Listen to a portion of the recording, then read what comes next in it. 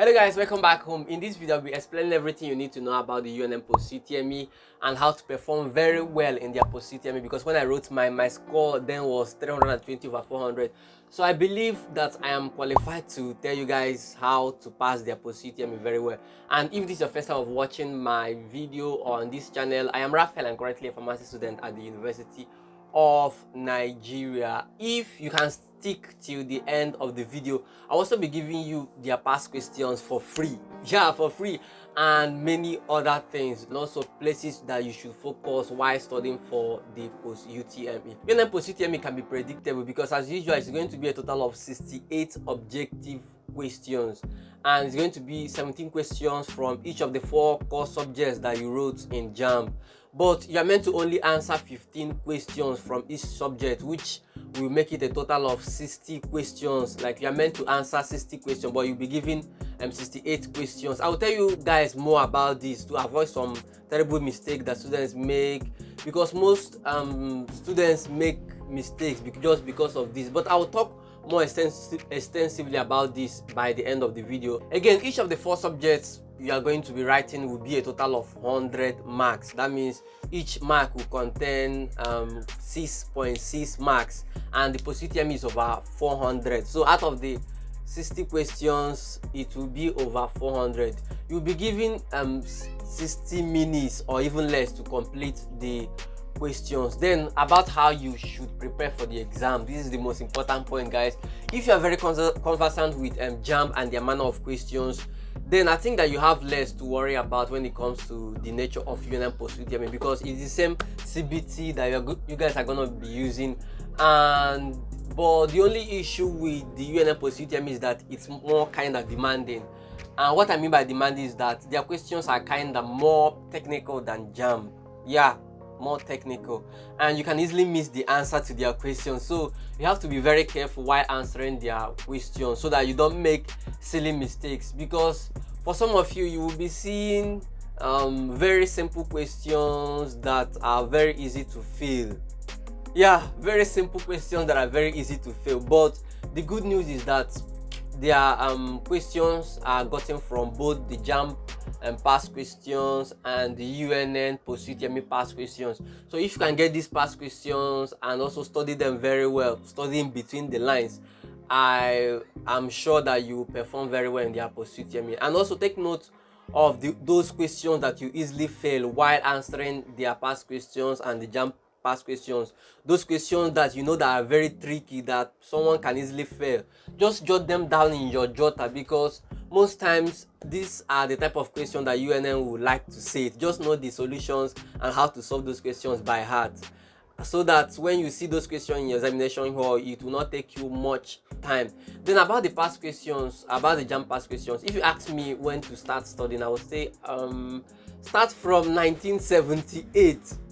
I know those years are difficult, but it's important, because most times from those 1978 downwards, that's when you will see those more of tricky questions than those recent years. Also, if possible, I'll just say study everything in the JAMB past question from 1978 to 2000. And again, some of you might encounter difficult questions, while some others will encounter simpler questions. And as a rule of thumb, we always say prepare for the worst and always hope for the best. If possible, I would say study all your JAMB past questions, but I don't know whether it's possible. Also, be careful while you are studying your past questions, especially JAMB, because they make lots of mistakes, so that you don't take the wrong answer you saw in your past question and go and write it in your post-UTME, because it happened to me.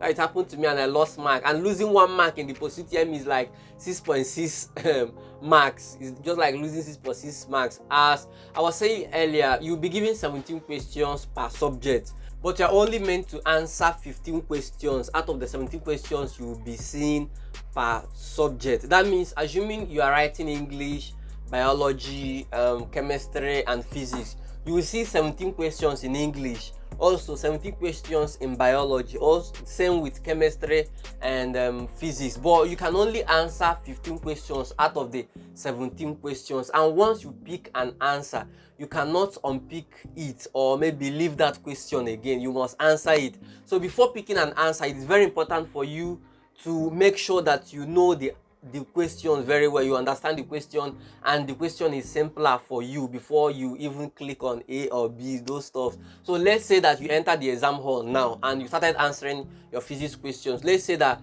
you just answered the first 15 questions in physics.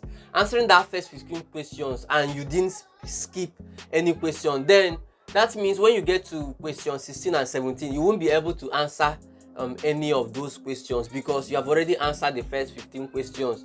But those remaining two might turn out to be very simple. It happens to so many of us that you would end up answering the first 15 questions that were difficult, but the last 16 and 17 questions might be simple, and you might not be regretting that you could have skipped some questions, like 2 questions in those 15 questions that you've already answered that were difficult, that you were not even sure of their answers.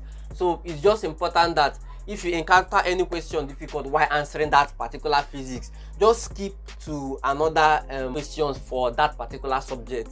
Do the same for other subjects too.